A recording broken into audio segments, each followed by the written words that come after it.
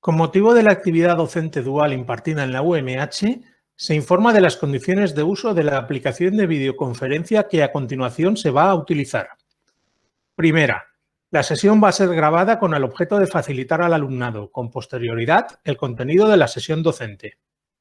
Segunda, se recomienda a las personas asistentes que desactiven e inhabiliten la cámara de su dispositivo si no desean ser visualizadas por el resto de las personas participantes. Tercera, queda prohibida la captación o grabación de la sesión, así como su reproducción o difusión, en todo o en parte, sea cual sea el medio o dispositivo utilizado. Cualquier actuación indebida comportará una vulneración de la normativa vigente, pudiendo derivarse las pertinentes responsabilidades legales.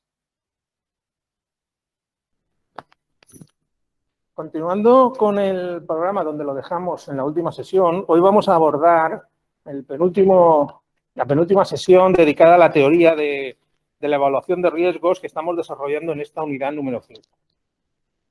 En concreto, hoy vamos a hablar de evaluación de riesgos para la salud humana.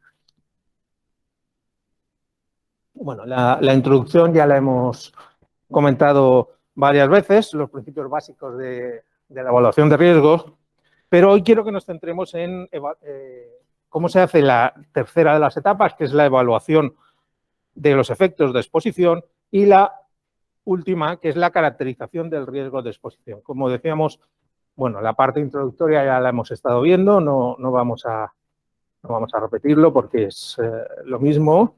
Solamente centrarnos, deciros que dentro del esquema general del proceso de evaluación de riesgos, la evaluación de la exposición, que lo tenéis ahí en negro en la parte izquierda de la diapositiva, es lo que estuvimos hablando en las dos sesiones anteriores, y hoy nos vamos a centrar en lo que es la parte roja, en lo que es la evaluación de efectos, que se hace una vez identificada la peligrosidad de las sustancias. Se tienen que establecer relaciones dosis-respuesta para establecer dosis de referencia, lo que llamamos, o el concepto que llamamos de dosis de referencia, que es una dosis que estimamos que es segura. Y la parte de abajo es la caracterización del riesgo, que consiste en el paso final, que nos va a determinar si hay riesgo o no, o cuál es el riesgo que hay, que consiste en comparar esa dosis de referencia, dosis segura que hemos estimado con la exposición real. En el otro esquema, que incluye las 4 etapas, nos centramos, como digo, en estas dos, que son los que vamos a ver a continuación. La primera de ellas, la evaluación de los efectos de exposición. Bueno, la evaluación de los efectos se hace básicamente analizando relaciones dosis-respuesta. Ya al principio del programa, en las primeras sesiones, ya introdujimos el concepto de relación dosis-respuesta. La relación dosis-respuesta es la correlación matemática que existe entre la severidad del efecto adverso, la gravedad del efecto adverso y la exposición a la sustancia. Y la intensidad de la exposición. Sabéis que como todos los efectos la intensidad de los efectos dependen siempre de la severidad de la exposición, o dicho de otra manera, de la cantidad de sustancia a la que nos expongamos. Y esa relación matemática es lo que llamamos relación dosis-respuesta. Y de ahí, si esa relación dosis-respuesta está bien hecha, deberíamos de ser capaces de obtener 2 parámetros que nos van a resultar muy útiles. Uno es el que llamamos NOAEL, que es el acrónimo de Non-Observable Adverse Effect Level, nivel de efecto adverso no observable, que es la dosis del estudio de toxicidad, del ensayo de toxicidad más alta que no ha causado un efecto adverso observable. Mientras que el LOAEL, que viene del Lowest Observable Adverse Effect Level, es el nivel para el que se observa, el nivel más bajo para el que se observa efecto, es dentro del ensayo de toxicidad, la dosis más baja para la que sí hay un efecto adverso observable, donde empiezan a observarse esos efectos adversos. Y con esos 2 parámetros, más unos factores de seguridad que ahora os enseñaré cómo ponerlo, nos van a permitir estimar lo que llamamos la dosis de referencia. La dosis de referencia la podemos definir como la cantidad de sustancia a la que un organismo podría estar expuesto diariamente durante toda su vida sin riesgo apreciable para la salud. Bueno, ahí habría que hacer un pequeño matiz. Eso de durante toda su vida sería si estuviéramos hablando de información obtenida con estudios crónicos, es decir, con estudios hechos durante un mínimo de 1 año y medio en los animales. Si la información está obtenida con estudios de menor duración, pues ahí en lugar de durante toda la vida se referiría al tiempo o a la duración que tiene el ensayo del cual se ha obtenido el NOAEL y el LOAEL, que ha servido para estimar la dosis de referencia. Es decir, si es un estudio subcrónico de 90 días, pues sería la dosis de referencia sería la cantidad de una sustancia a la que el organismo puede estar expuesto durante 90 días sin que eso suponga un riesgo apreciable para la salud. Y si la dosis de referencia ha estado estimada utilizando un ensayo con el tiempo de exposición de 1 semana, pues serviría para 1 semana.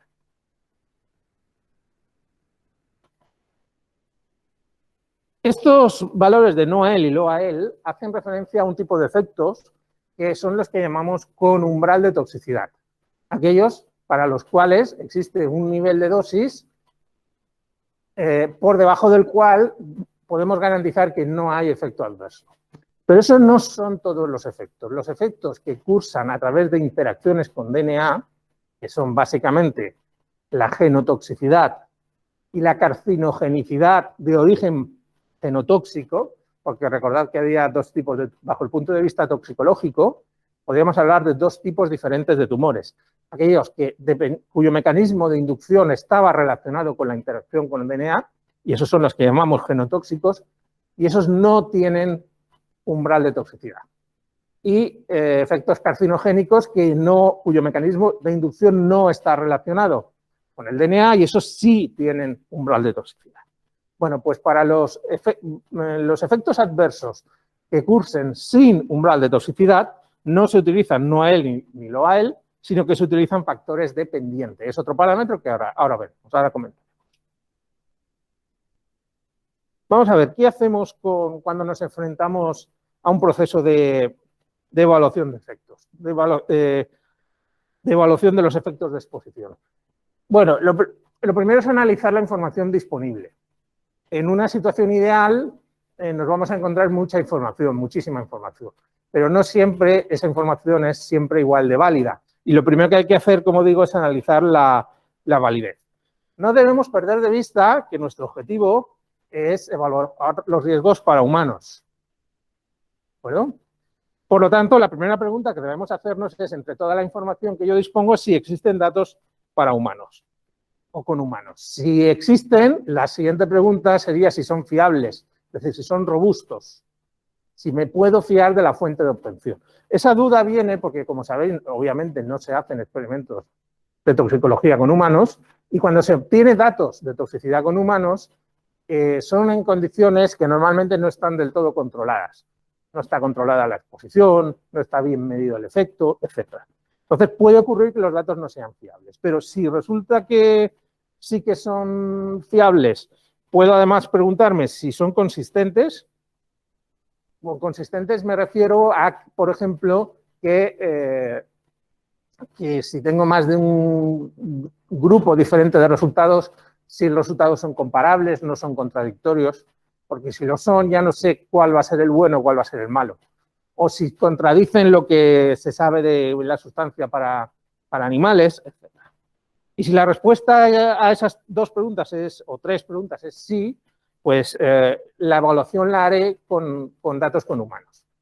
Pero lo más probable es que la respuesta a alguna de esas preguntas, normalmente incluso la primera, sea no. Y en ese caso tendré que ir a utilizar datos con animales.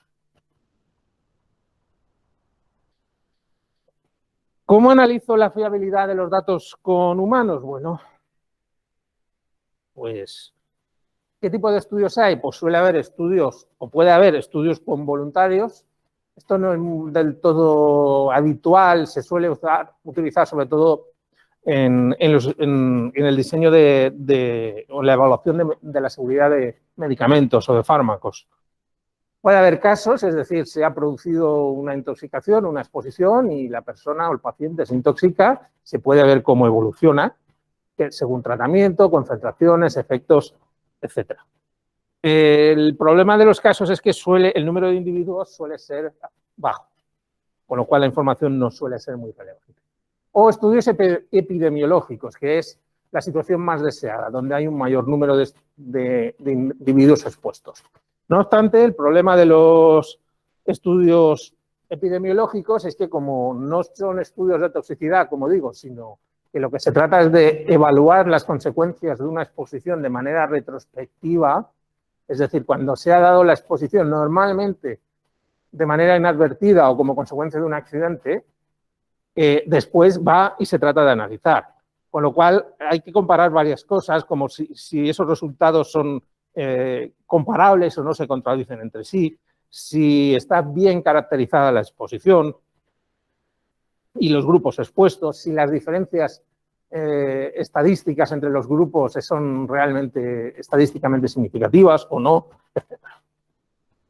No obstante, si se da la circunstancia de que tengo una respuesta positiva para todas esas preguntas, pues no habrá ningún problema y podré utilizar los datos con humanos. Pero, como digo, no es lo más normal. Lo más normal es que haya que recurrir a datos con animales. Pero también hay que analizar la fiabilidad y la consistencia de estos datos con animales. Así, lo primero que tendré que decir es que, o que ver en los estudios, es si esos estudios se han realizado siguiendo protocolos normalizados de toxicidad, como lo que estuvimos comentando en la unidad 4 del programa. Y si el laboratorio observa la realización de lo que se llaman GLPs. GLPs es abreviatura de Good Laboratory Practice. Eso es una serie, un conjunto de reglas que están diseñadas y que están al alcance de todos los laboratorios para controlar realmente que no hay, o para minimizar la posibilidad de haber errores. Los GLPs controlan todo, desde la cadena de custodia de la muestra, de cuándo llega la muestra, cómo entra, cómo se trata, cómo se calibran los instrumentos de pesada, las balanzas, todo, cómo se registran los datos, cómo se analizan. Eso es una garantía de calidad de que si el estudio se ha hecho siguiendo esas GLPs, de que el estudio es fiable y es robusto.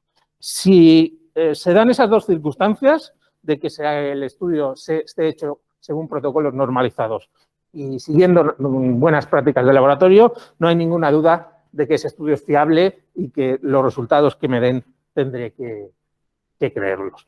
¿Qué parámetros tengo que analizar también? Pues si se conoce claramente cuál es la identidad y la pureza de la muestra que se ha ensayado, si hay estudios independientes que contradigan o que respalden los resultados de ese ensayo, etc. Y también tendré que considerar relevancia de los datos. ¿Qué quiero decir por relevancia? Bueno, es decir que a veces el estudio de toxicidad puede estar, pero a lo mejor la especie animal empleada pues no es la más apropiada, por el motivo que sea.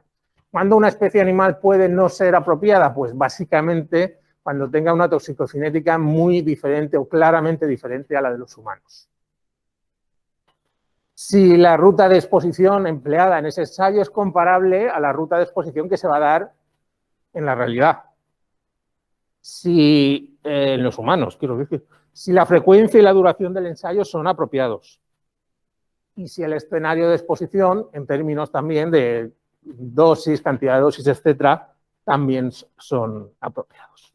Todos esos son factores que van poniendo peso o quitando peso a cada situación, a cada estudio.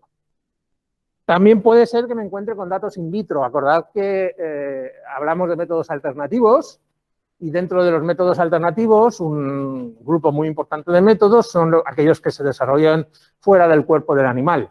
Son los que llamábamos métodos in vitro. Los métodos in vitro, para que tengan validez, han de estar, valga la redundancia, validados.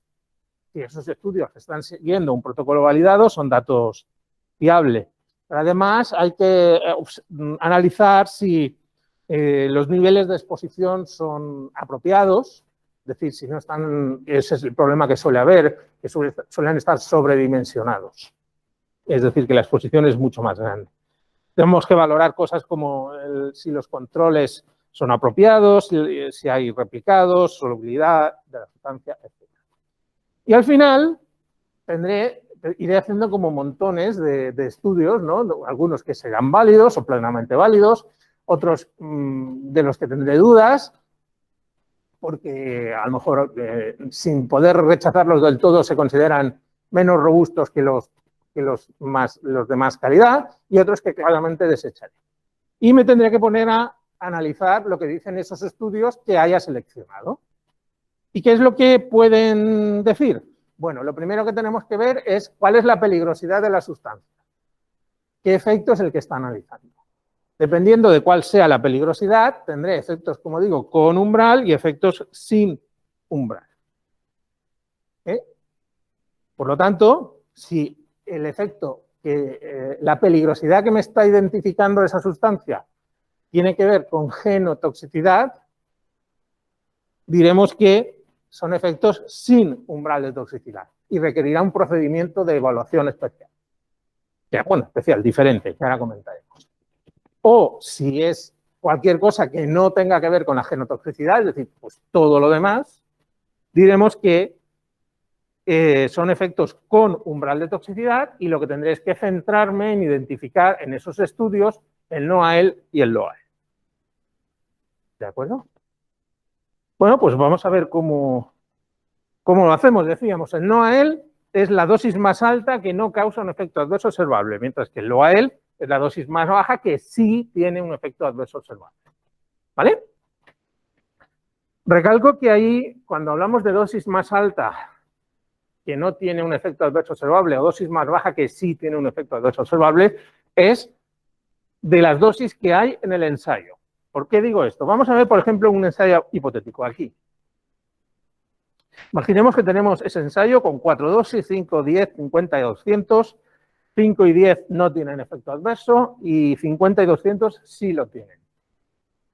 A ver, los que están en clase, por ejemplo, ¿cuál diríais que es ahí el NOAEL?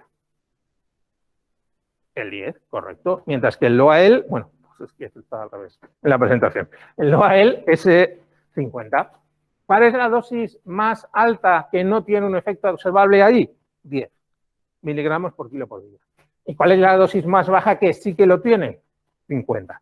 Pero lo que quiero recalcar es que eso lo que nos está diciendo es exactamente eso y nada más. Lo único que podemos saber es que 10 no tiene efecto y 50 sí lo tiene. No podemos saber dónde empieza el efecto. No sabemos si el efecto empieza en 11 o empieza en 49. ¿De acuerdo? De ahí que dos estudios igual de válidos, si utilizan dosis diferentes, puedan llegar a tener NOAELs y LOAELs diferentes. Porque dependiendo del espaciado de las dosis, pues podemos encontrar otro resultado. ¿De acuerdo? Si se da esa circunstancia, pues normalmente lo que se hace es ser conservador y tomar el que se dé el NOAEL más bajo. No siempre nos vamos a encontrar esa situación tan clara como la que hemos visto en la diapositiva anterior. Ahí, por ejemplo, imaginad que ese mismo estudio nos hubiera dado ese resultado, es decir, que ninguna dosis hubiera tenido efecto.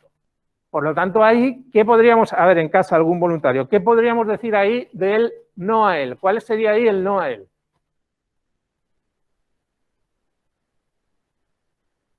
¿Algún voluntario en casa se atreve? Bueno, pues da igual. El NOAEL ahí sería, pues aquí en clase, ¿quién lo...? 200, efectivamente. ¿Cuál es la dosis más alta que no tiene un efecto adverso observable? 200. Pero el LOAEL ahí se quedaría indeterminado, no podemos decir. No sabemos si el efecto empieza en 2001, en 201 o empieza en 5000. Es imposible de saber. ¿Vale? O lo que nos podemos encontrar es esto. Es caso contrario. Ahí, ¿qué podríamos decir? ¿Cuál es el LOAEL? 5. ¿Y cuál es el NOAEL? No lo podemos saber. En ese caso, ¿qué dosis no tiene efecto? No la podemos saber. Sabemos que sería una dosis inferior a 5, pero no podríamos saber cuál es. ¿De acuerdo? Por lo tanto, cuando se analicen los estudios de toxicidad, lo que tenemos que determinar es qué dosis tiene efecto, cuál no tiene, y determinar NOAEL y LOAEL en cada caso. Si lo que no tenemos es una figura gráfica, esta figura ya lo he enseñado, pues ahí sería un poco lo mismo. Los dos primeros puntos de la izquierda no tienen efecto, están en el origen de coordenadas, por lo tanto el segundo de los puntos sería el NOAEL, mientras que el punto siguiente sería el LOAEL.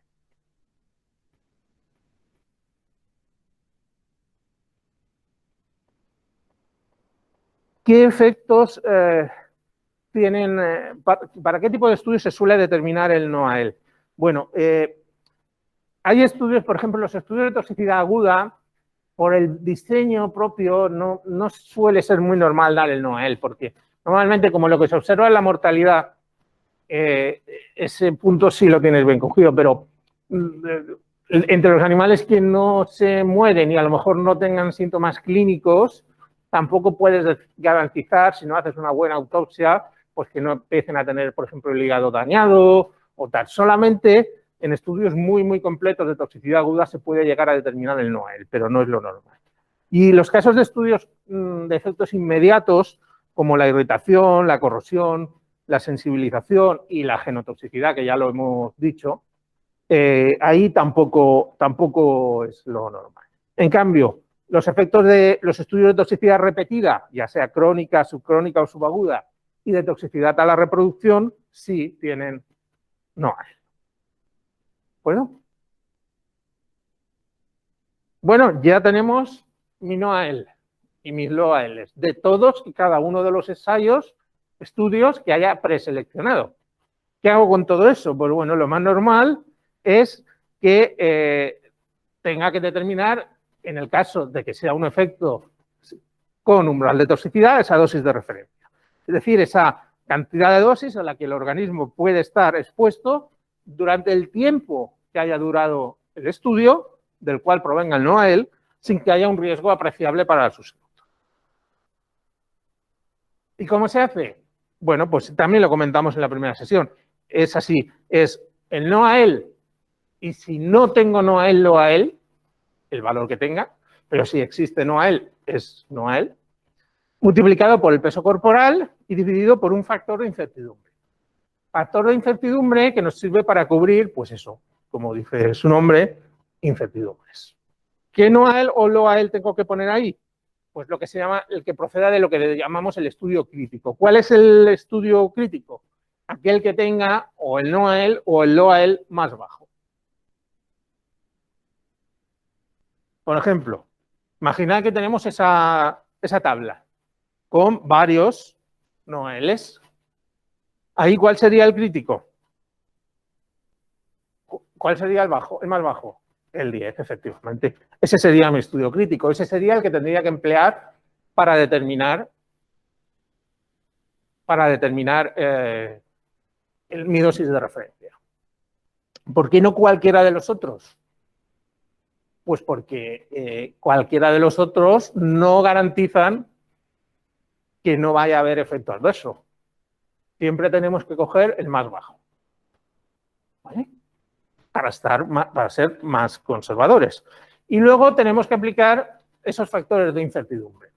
Los factores de incertidumbre están relacionados, pues eso, con la falta de certeza que podamos tener acerca de la calidad de los datos y del hecho de que hemos obtenido datos con animales, pero queremos proteger a humanos. Entonces, los factores de incertidumbre están tabulados de una manera bastante sistemática y suele ser fácil de determinar qué factor de incertidumbre le toca. Siempre, para extrapolar de animales a humanos, se pone un factor de incertidumbre de 10. Es decir, se garantiza por defecto que la especie humana es al menos 10 veces más sensible que la especie más sensible de la cual yo tenga datos. Bueno, pero como además sabéis que mostramos las relaciones dosis-respuesta de frecuencia que tenían forma de campana de Gauss, los de toda la población, porque había individuos que eran especialmente sensibles. ¿Os acordáis? Era lo que llamábamos los individuos, el grupo poblacional con una alta sensibilidad. Para proteger a ese grupo o a ese subgrupo, ponemos un segundo factor adicional de 10. ¿Vale? Con lo cual tendríamos 10, es multiplicativo, es 10 por 10, sería 100. Si por alguna de estas cosas el dato que tenga proceda de humanos, me ahorraría el primero de los 10, sería solo 10, uno de los 10, porque ya el primer paso de animal a humano ya no haría falta, porque el dato procede de humanos. Insisto, eso solamente en el caso de que el dato proceda de humanos. Si no procede de humanos, normalmente el factor mínimo es de 100. Pero hay más cosas, se pueden o se deben de poner más cosas. Como te decíamos, 10 para extrapolar de animales a humanos, 10 para cubrir la variabilidad interindividual. Pero hemos visto ejemplos antes en las tablas donde no era posible calcular un Noael, sino era solo un Loael. ¿De acuerdo? Entonces, ¿qué pasa? El Loael es una dosis que sí tiene efecto, es una dosis tóxica, con baja toxicidad, pero tóxica al fin y al cabo. Pues para cubrir esa incertidumbre, pongo un factor adicional de seguridad de 3.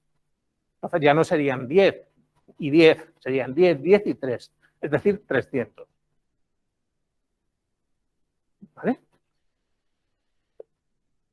Además, normalmente si lo que tú quieres es cubrir o calcular una dosis de referencia de mucho tiempo de duración, con exposición crónica para toda la vida, eso requiere estudios crónicos, es decir, estudios que, como hemos visto, son largos, son caros y a veces la información no está.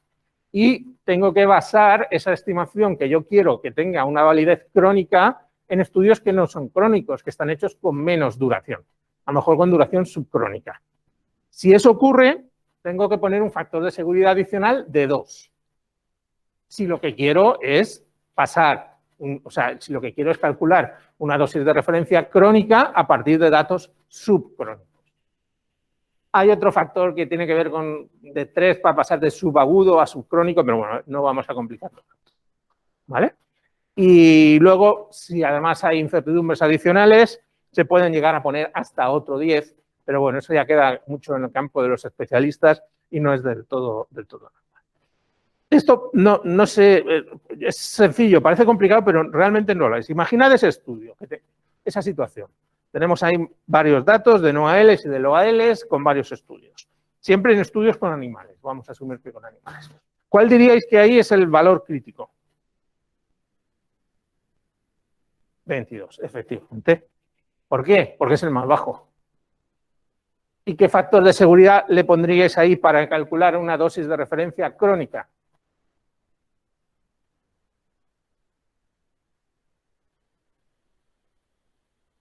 Si está hecho con animales, 10, ¿no?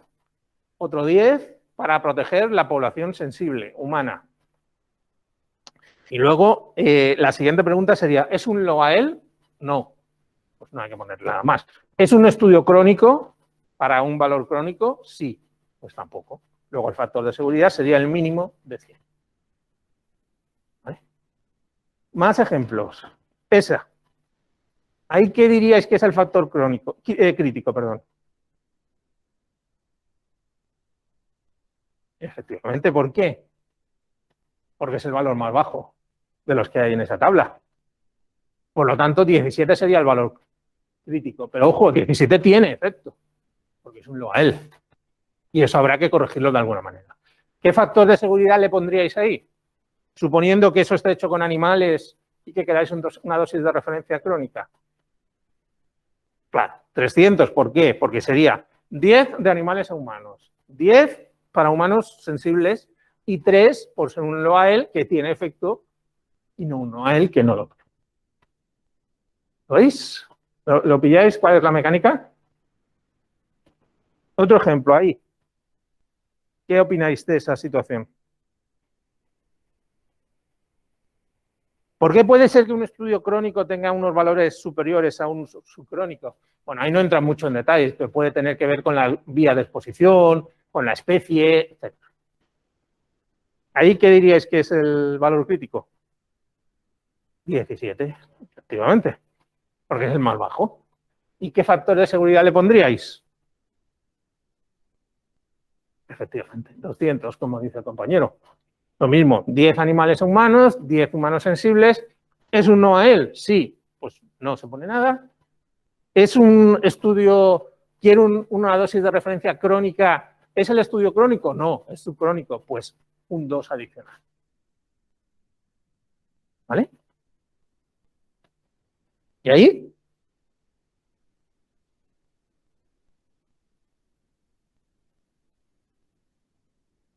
¿21 no?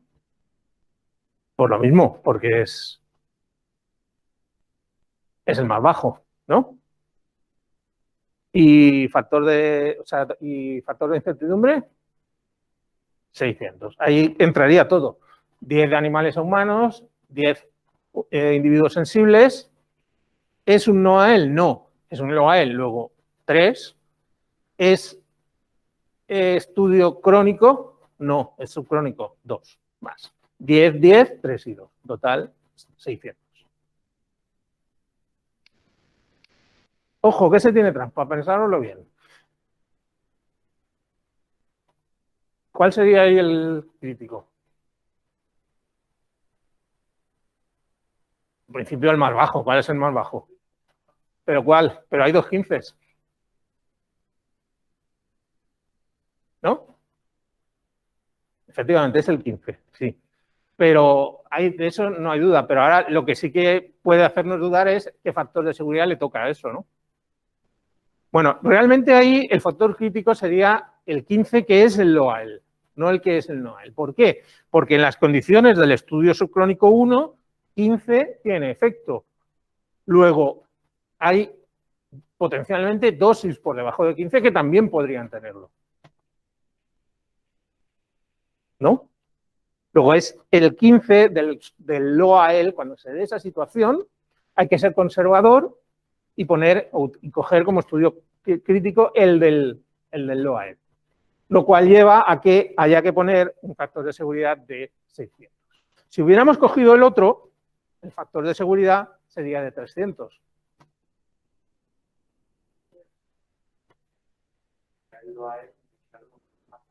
Claro, claro, claro, porque tú sabes que en las condiciones del estudio 1, 15 tiene efecto. Luego la dosis sin efecto tiene que ser inferior a 15. La dosis más baja, que no tiene efecto de entre todo lo que hay ahí, lo único que puedes saber es que es inferior a 15.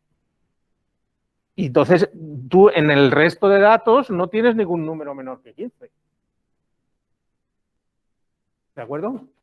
Ojo con eso, cuando eso se dé, cuando el número más bajo sea para un estudio NOAEL y para otro LOAEL, el que vale es el LOAEL. El motivo es ese, es porque el LOAEL, por ser conservador, el LOAEL va a ser una dosis con efecto y por lo tanto el factor de seguridad va a ser mayor. Bueno, y una vez hemos determinado el estudio crítico y la dosis de referencia, pues hay que poner el factor de incertidumbre, se puede calcular la dosis de referencia. El factor del peso corporal se pone por defecto 70 kilos, si hablamos de adultos. Para niños depende, se puede poner 10, 20 kilos, depende. Pero bueno, nosotros lo vamos a hacer con adultos. Dosis de referencia 70. Va a decir, pues hay quien pesa más, quien pesa menos. Bueno, sí, pero para eso están los factores de seguridad, ¿no? Que no pesa, son 300 veces menos un humano que otro. ¿De acuerdo? Bueno, pues en un ejemplo, si tuviéramos un NOAEL de 10 miligramos por kilo por día crónico hecho con animales, el factor de seguridad sería 100 y la dosis de referencia sería 7, porque sería 10 dividido entre 100 y multiplicada por 70. Ojo a las unidades son importantes también. Las unidades del NOAEL y del LOAEL son unidades de masa, normalmente miligramos, por kilogramo de peso corporal del individuo y por día. NOAEL de 10 significa que se dan 10 miligramos por cada kilogramo de masa corporal del animal y todos los días. Si eso lo multiplicamos por la masa corporal del individuo, 70 kilos, ¿qué unidades nos quedan? Miligramos por día. De ahí la definición de que es la cantidad de sustancia que puedes ingerir diariamente durante un determinado periodo de tiempo sin que eso suponga un riesgo para tu salud.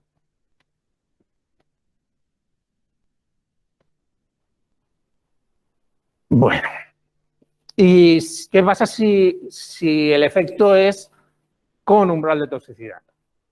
Bueno, por ahí, como decíamos, si el efecto es genotóxico, con la genotoxicidad siempre hay relación dosis-respuesta, es decir, que la severidad del efecto es mayor cuando mayor es la dosis, eso se da siempre, pero el problema es que la única manera de que el riesgo sea cero es que la exposición sea cero, es decir, que no hay umbral de toxicidad. ¿Vale? Eso nos lleva a que el concepto de no a él y lo a él pues no nos sirve. Tenemos que utilizar otro. Y ese otro parámetro que utilizamos es lo que conocemos como factor dependiente. Imaginad que tenemos ahí una relación dosis-respuesta de un efecto tóxico, del tipo que sea. Si ese efecto tuviera umbral de toxicidad, pues podríamos determinar que el umbral de toxicidad sería ese aproximadamente, ¿no? Más o menos. Pero, sin embargo, si resulta que no tiene umbral de toxicidad, si no lo tiene, ¿qué es lo que va a pasar? Que el origen, el inicio del porcentaje de respuesta va a estar en el origen de coordenadas. Porque la definición de que no haya umbral de toxicidad es que el efecto es cero solamente a concentración cero. Luego, el primer punto tiene que ser el 0, 0, el origen de todo. Es decir, que iríamos ahí. ¿De acuerdo? Bien, ¿y qué nos queda? ¿Qué nos queda? Claro, es que nos queda entre este punto, el último, el más bajo, y el origen de coordenada, nos queda una recta, ¿no? La pendiente de esta recta es lo que llamamos factor dependiente. Se expresa en unidades, o sea, como las mismas dosis de los no a él, pero al revés, en miligramos por kilo por día a la -1. ¿Y podemos estimar cuál es el porcentaje de respuesta para una determinada dosis en este trocito? Sí, si me sé el factor dependiente, como sé que la ordenada en el origen es 0, si multiplico la pendiente por la dosis, voy a tener el porcentaje de respuesta. Dime.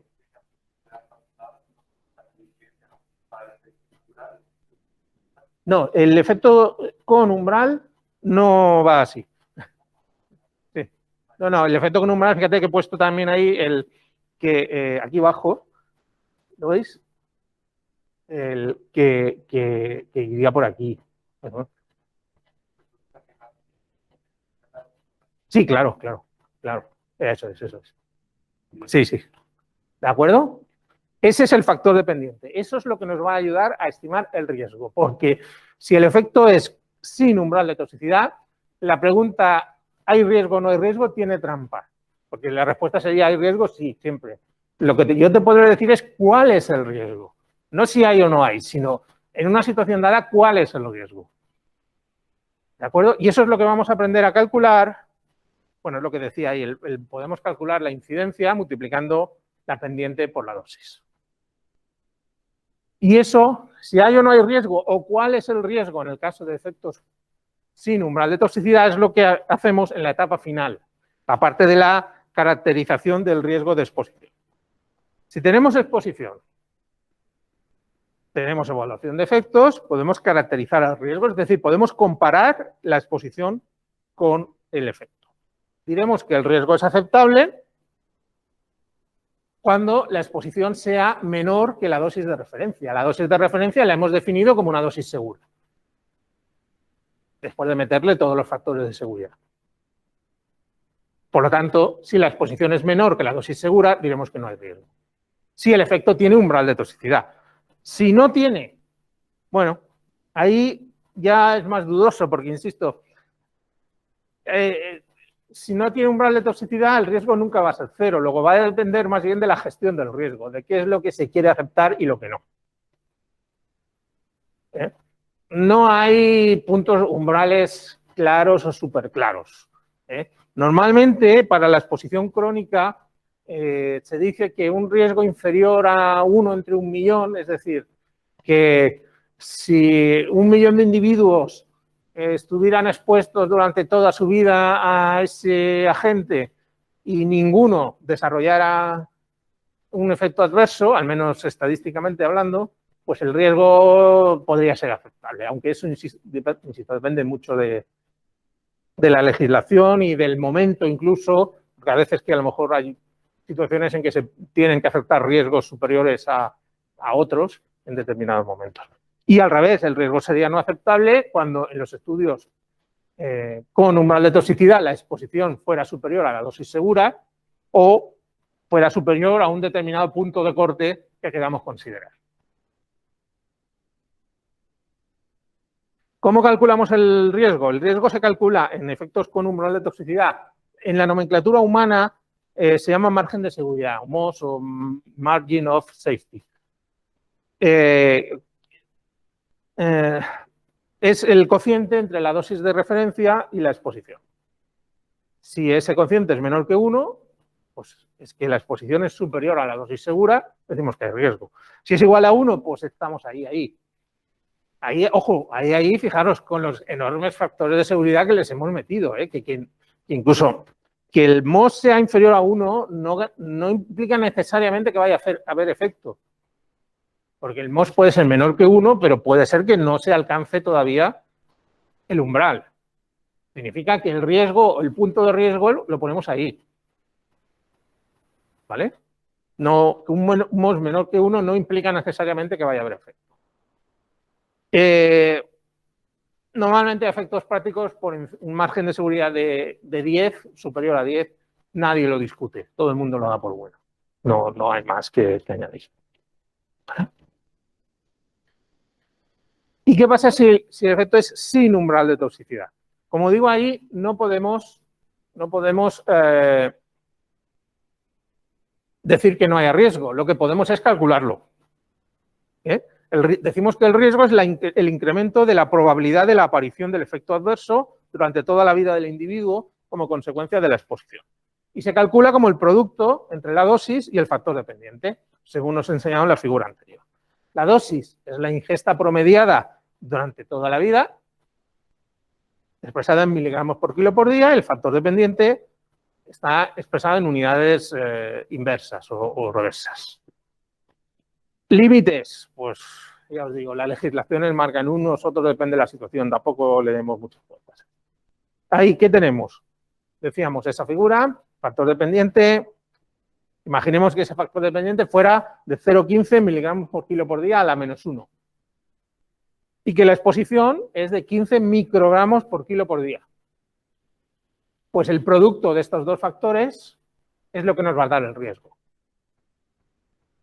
¿Vale?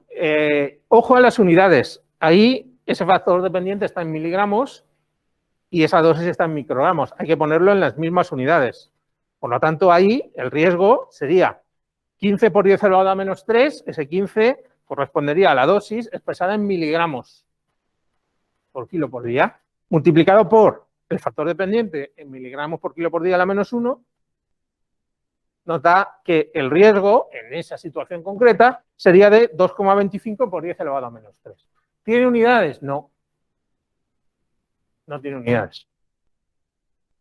Es probabilidad de contraer el efecto o de que aparezca el efecto adverso con la exposición durante 70 años a esa dosis. Por lo tanto, la pregunta, ¿hay riesgo? Sí. Otra cosa es que el riesgo sea aceptable. Yo lo que te puedo es calcular el riesgo. Y luego ya la sociedad o los políticos que decidan si eso es aceptable o no. ¿Vale?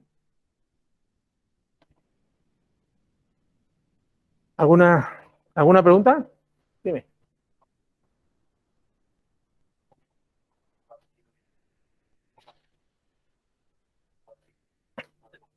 Sí, porque ten en cuenta que esa respuesta está en porcentaje. Sí, pero es...